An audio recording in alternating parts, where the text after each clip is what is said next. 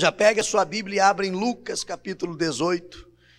E hoje eu quero falar para você isso aqui, 4 coisas que destroem a sua fé. A fé é a única arma que nós temos para combater as trevas, para combater o mal. Quem dera a gente pudesse pegar o diabo pelo pescoço. Quem pegaria? A gente tem medo, pastor, não quer nem papo com ele. Quem dera a gente pudesse atingi-lo de forma física e destruí-lo de uma vez por todas. Só que não funciona assim. É pela fé que nós vencemos as investidas do mal. O que garante para mim que Deus existe? A minha fé. Agora imagina se a minha fé for destruída.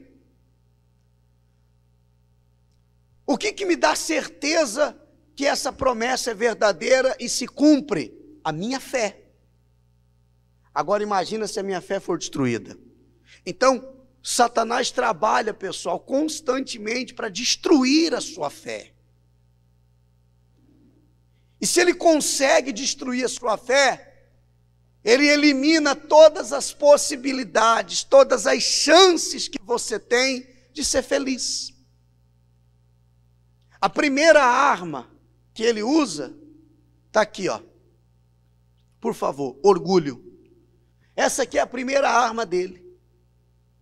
Você pode ver que o orgulho trouxe à existência a Satanás, a Lúcifer, era um anjo cheio de luz.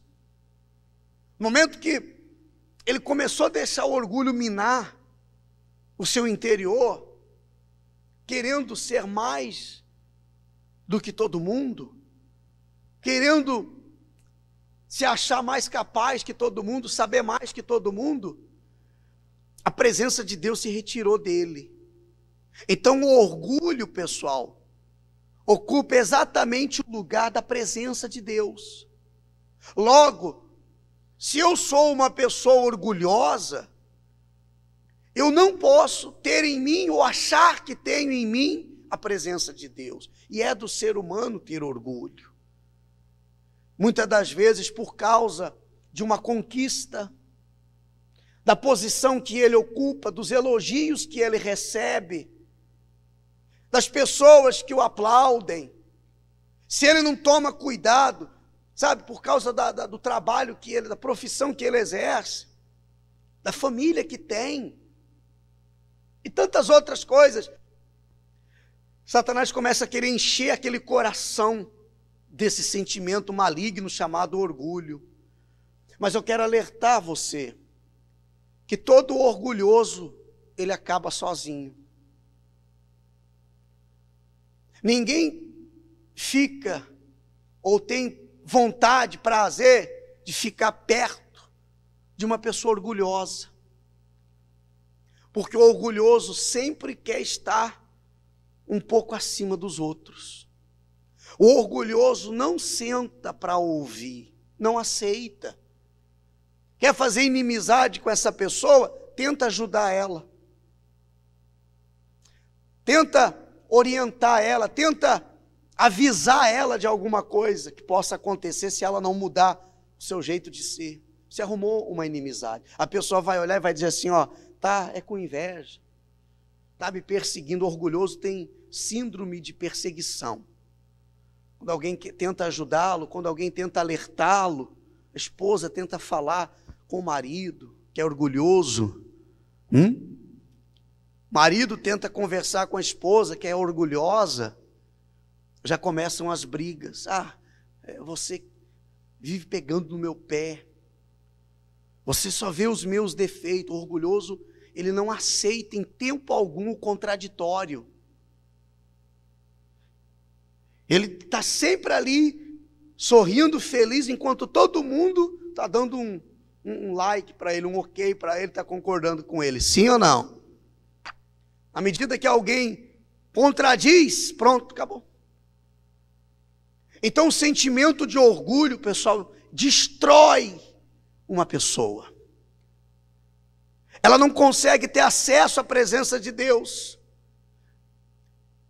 Ela conhece um pouco da verdade, um pouco da palavra, um pouco das coisas de Deus, teve algumas experiências com Deus. O orgulho entrou e ela já acha que aquela situação que ela está, aquela posição já é o bastante. Jamais você pode permitir que o orgulho encontre espaço dentro de você. O orgulhoso também se torna arrogante, prepotente, dono da verdade, sim ou não? Graças a Deus em Blumenau não tem gente assim, diga amém. Graças a Deus. O orgulho aniquila a fé, faz a pessoa se tornar extremamente fria. Aí eu tenho uma passagem aqui, que eu pedi para você abrir na Bíblia, de um exemplo, de um orgulhoso e de uma pessoa humilde.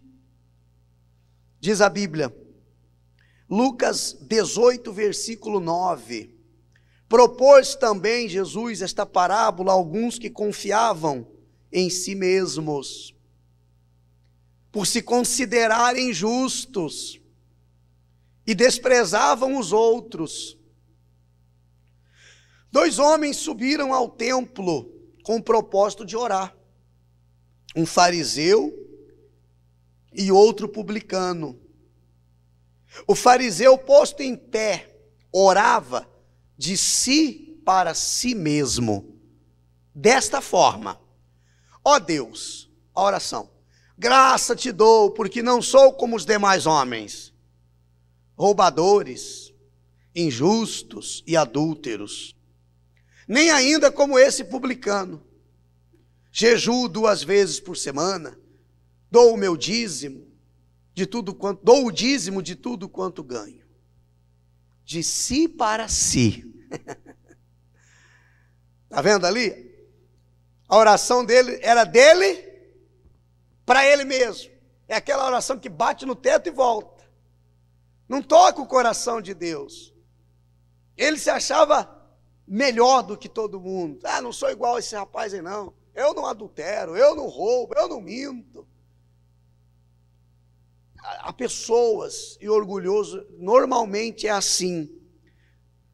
Ela sabe que erra, ela sabe que tem erros. Primeiro, não reconhece para ninguém, sabe que tem, mas acha que o erro dos outros é sempre pior que os erros dela. Por isso que ela vive julgando, vive condenando, vive apontando o dedo. Quem está entendendo? Ele orava de si para si, eu sou assim e tal. E a Bíblia fala que veio outro, o publicano, fazer a oração dele também. No versículo 13, no finalzinho no 13, isso mesmo. Estando em pé longe, não ousava nem ainda levantar os olhos ao céu, mas batia no peito dizendo: ó Deus, sê propício a mim, pecador. Digo-vos que este desceu justificado para sua casa, e não aquele. Porque todo o que se exalta será humilhado, mas o que se humilha será exaltado. Essa é a diferença. Ele subiu, o publicano subiu cheio de si. E desceu como? Desceu vazio. Subiu cheio, desceu vazio. E esse rapaz humilde, o fariseu, subiu cheio de si, desceu vazio. E o outro subiu vazio, mas desceu cheio da presença de Deus, da misericórdia de Deus. O orgulhoso não alcança a misericórdia de Deus. O orgulhoso não alcança o perdão. Deus quer perdoar o orgulhoso? Quer, claro. Ele deseja salvá-lo da mesma forma que os outros, mas o perdão de Deus não alcança o orgulhoso. O orgulhoso não se arrepende, o orgulhoso sente remorso. Já ouviu falar no ditado lágrimas de crocodilo? Quem já ouviu já? É remorso. como a crocodilo mãe, que quando está com fome, come até os seus filhotes. E eu vi numa reportagem que é verídico, ela até chora. A mamãe crocodilo come o filhote e chora quando sente falta do filho. Mas se bater a fome e tiver sobrado um filhote, sabe o que ela faz? Come de novo, come o outro. Por isso lágrimas de crocodilo. Não há arrependimento. Quando não há arrependimento, não há mudança. A pessoa tem remorso. Eu sei que eu fui injusto. Chora. Sabe? Faz um, como é que chamam? Faz um teatro. Se ajoelha. Pede perdão. Mas é tudo daqui para fora. É daqui, ó. Não é daqui. Quem está entendendo? Porque na primeira oportunidade, ela vai lá e comete de novo a mesma coisa. O arrependimento não é quando você pede perdão. O arrependimento é quando você muda.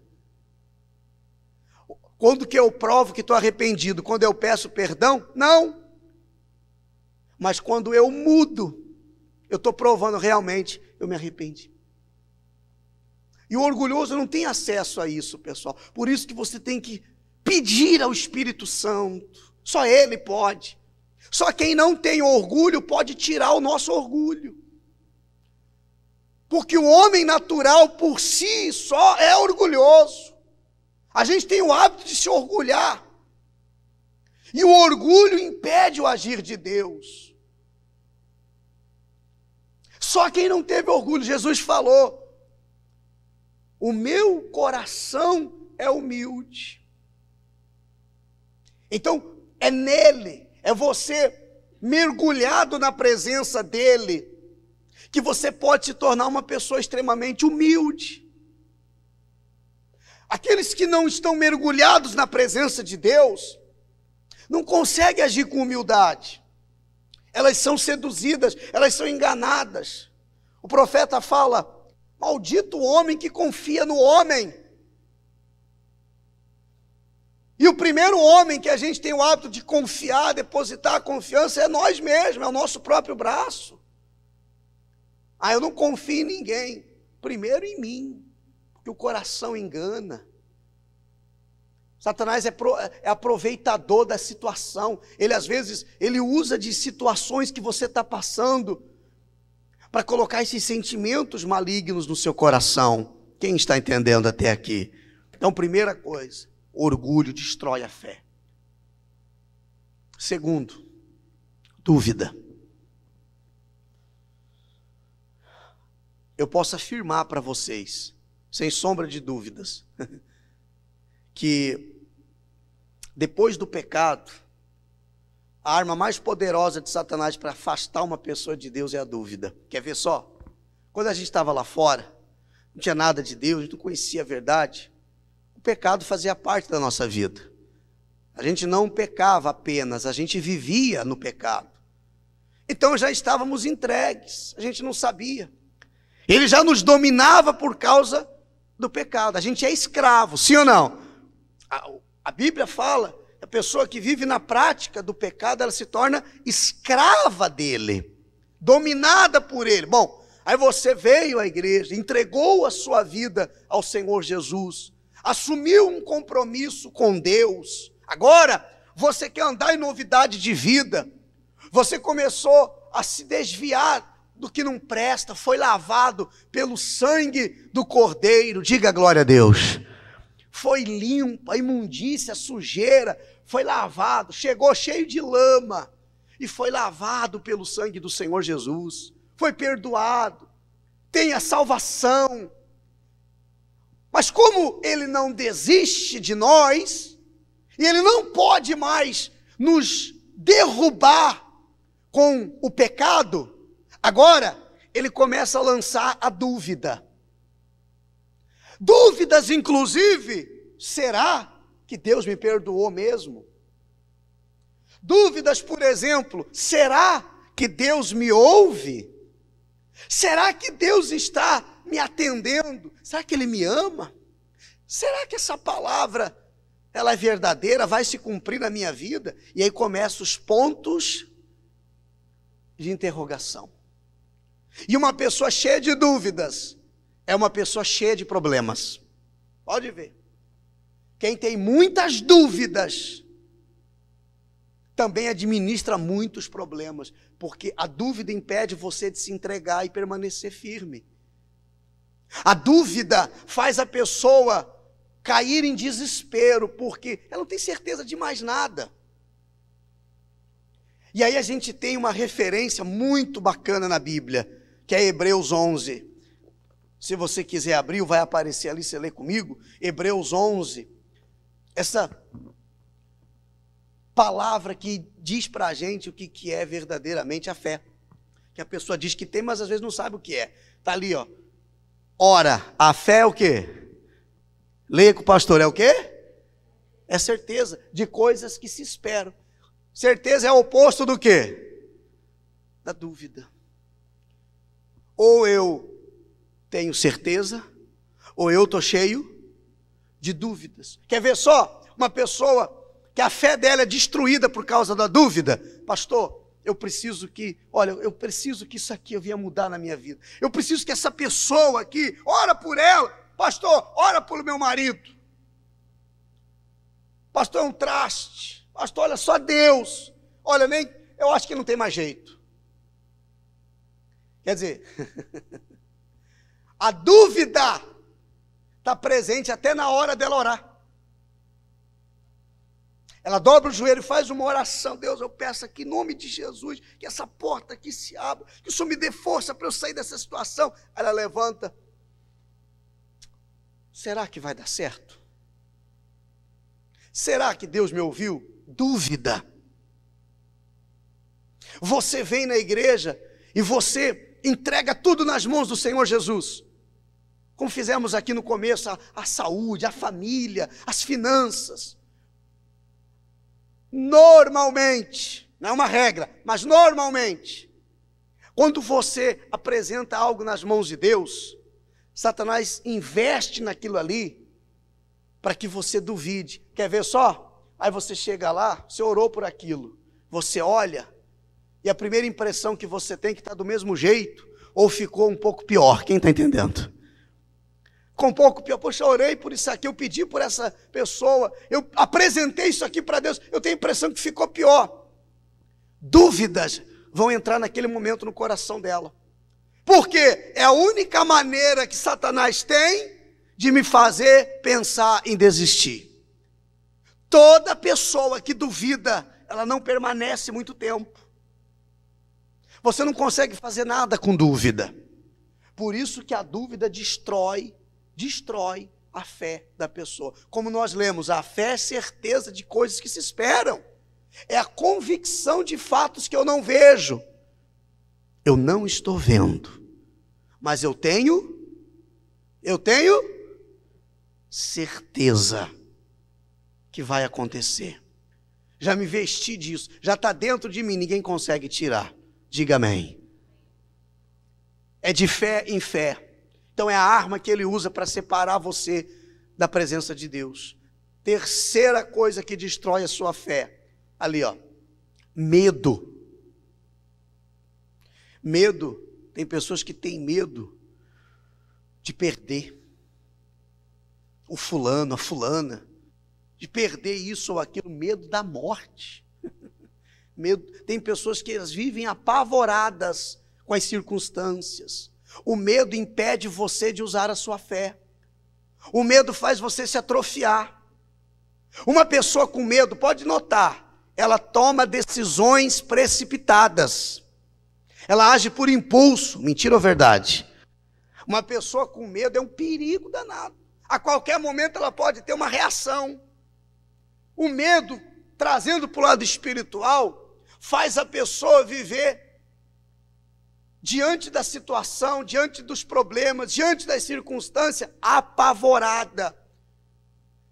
O medo faz você ver até coisas que não existem. Sim ou não? Claro, esse sentimento maligno. Por isso na Bíblia tem 366 vezes Deus falando, não tenha medo. Uma vez para cada dia do ano e sobra um ainda. Não tenha medo, não temas. O medo impede você de agir. O medo impede você de usar a sua fé. Quer ver? No livro de Mateus 14, se você for rápido aí no gatilho, abra aí por favor, leia comigo no capítulo 14 do livro de Mateus. Lá no versículo 26, 25, na quarta vigília da noite, foi Jesus ter com eles andando por sobre o mar. Os discípulos, ao verem-no andando sobre as águas, ficaram aterrados e exclamaram, é um fantasma. E tomados de quê? De medo gritaram. Mas Jesus imediatamente lhes disse, tende bom ânimo, sou eu, não temais. Respondendo-lhe Pedro, disse, se és tu, Senhor, manda-me ter contigo por sobre as águas. E ele disse, vem. E Pedro, descendo do barco, andou sobre as águas e foi ter com Jesus. Olha o versículo 30. Reparando, porém, na força do vento, de novo, o que, gente? Teve medo. Olha lá. E começando a afundar, a submergir, gritou, salva-me, Senhor. Olha aqui para mim, pessoal. Olha aqui para o pastor. Quando Pedro começou a andar sobre as águas, ele estava vivendo o sobrenatural de Deus na vida dele. O que nunca tinha acontecido naquele momento, começou a acontecer. Ele, como pescador que vivia no mar, nunca tinha visto tal coisa acontecer. E é o que acontece conosco, pessoal. Quando desafiamos a nossa fé, porque Pedro fez um desafio ali. Ó, se é o Senhor que está aí, então tem que acontecer algo sobrenatural comigo. Ó, se Jesus está aqui, se Deus está aqui, então tem que acontecer algo sobrenatural na minha vida. E começa a acontecer. As experiências que a gente tem no início da nossa fé, que são incríveis. Quando nós começamos na igreja, lembra? A gente nem sabia orar direito, nem sabia como falar com Deus, e as coisas vinham acontecendo. Sabe por quê? Grave o que eu vou te ensinar agora. No início da nossa fé, da nossa caminhada, Deus ele tem uma preocupação, nos impressionar com coisas que a gente nunca viu, nunca ouviu, nunca sentiu, para ganhar o nosso coração, para ganhar a nossa confiança. Amém? Triste é que às vezes vai passando o tempo, já não é mais tão assim rápido, porque nós vamos passando por estágios, vai se tornando mais difícil. Tem coisas que a gente aí tem que orar um pouco mais, sim ou não? Tem que perseverar um pouco mais. Eu me lembro no começo, poxa, eu orava, eu pedia algo e de repente acontecia aquilo, eu ficava maravilhado, como ela. Como é o nome dela? A Jusce, que contou o testemunho. Ela é novinha na fé. Ela está começando há poucos meses na igreja. Você viu a alegria dela? Contando, falando, uma experiência que ela teve com Deus, com ela, na vida dela. Sobrenatural, o médico vira e diz assim, mas alguém tirou essas pedras daí. Foi o outro médico que tirou? Não, não foi, o médico não tirou, tirou só de um, mas o outro não tem nada.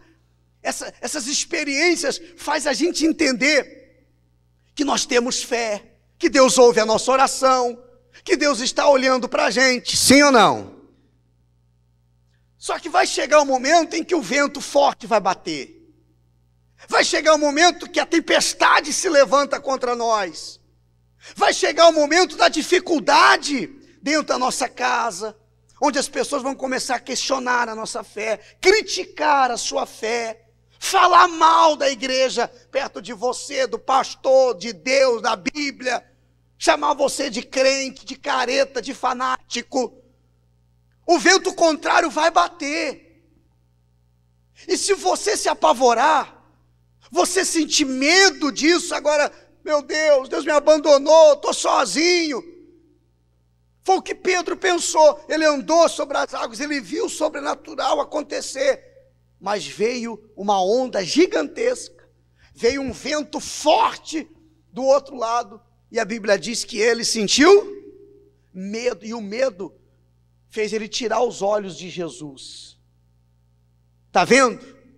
O que acontece por causa da pandemia, por causa da crise, por causa das dificuldades, por causa das dívidas, por causa dos problemas de relacionamentos?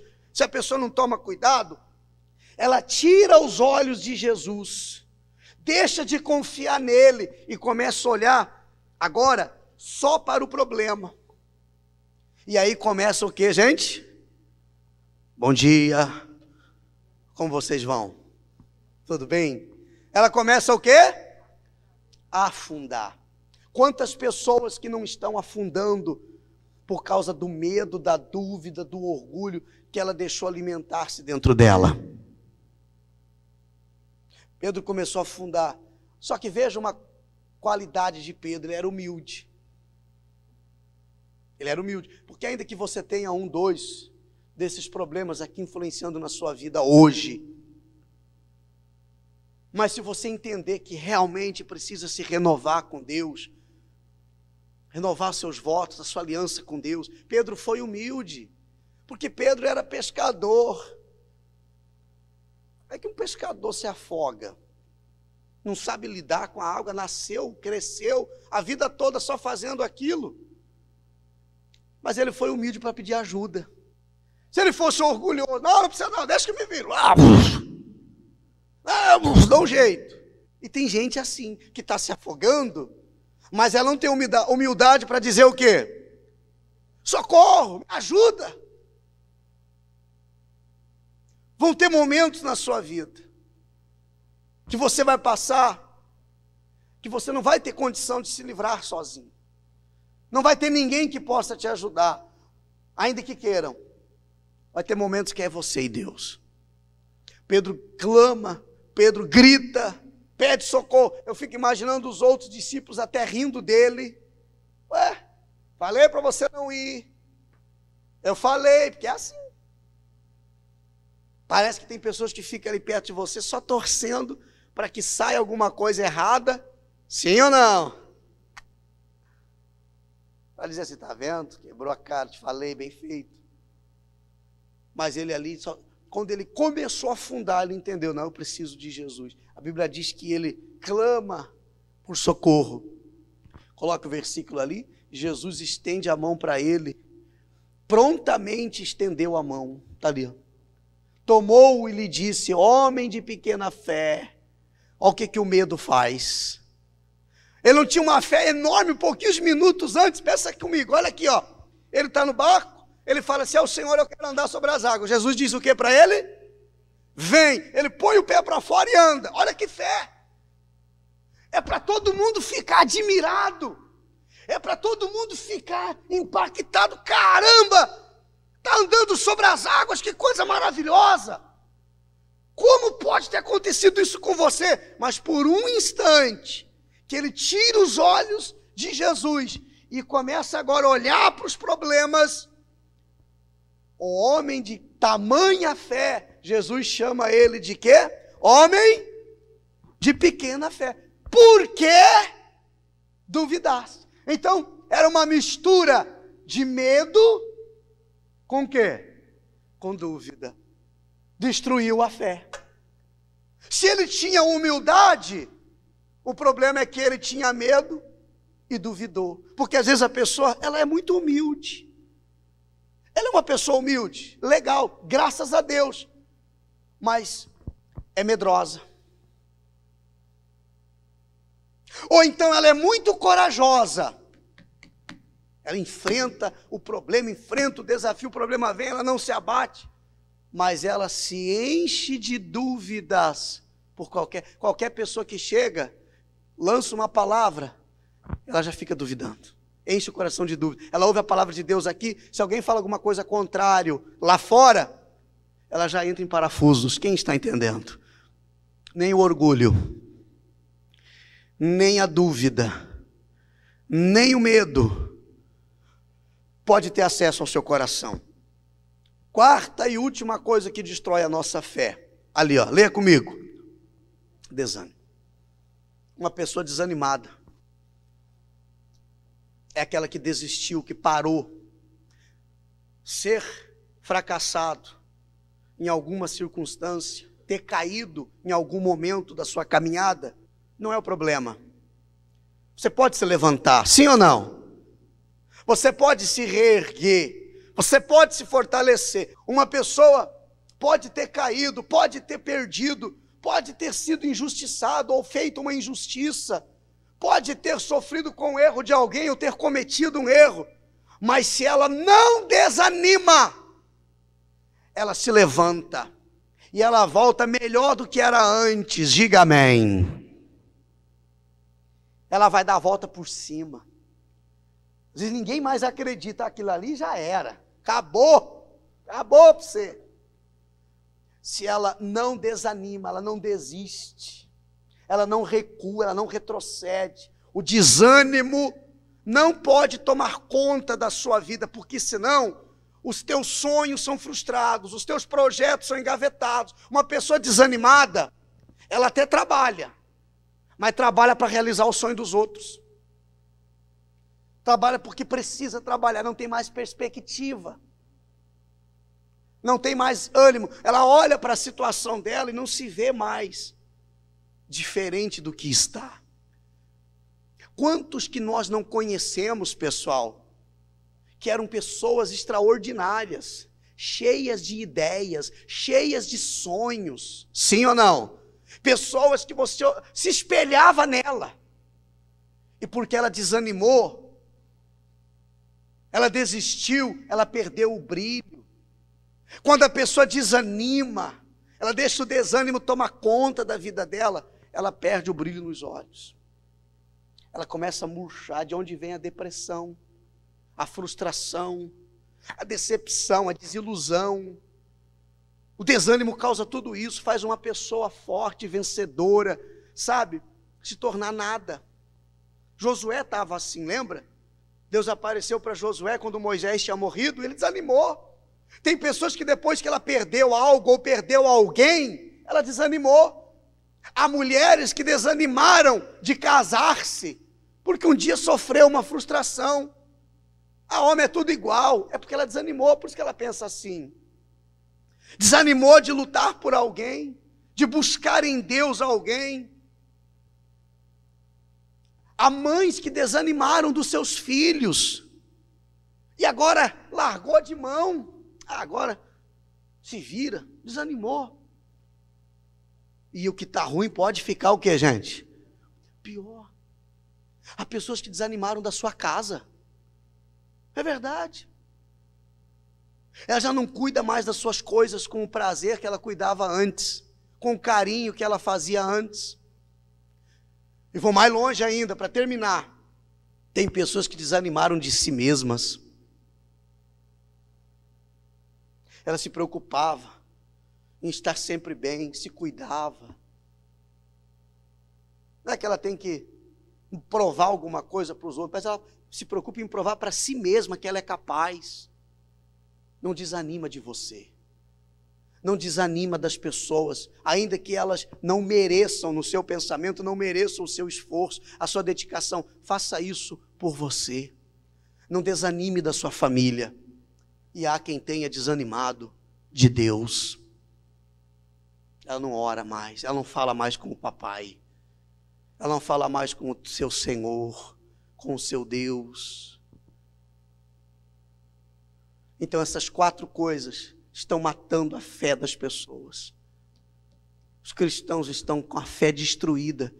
Volta lá do primeiro, pastor Fábio, por favor. Orgulho. Diga, eu não aceito isso na minha vida.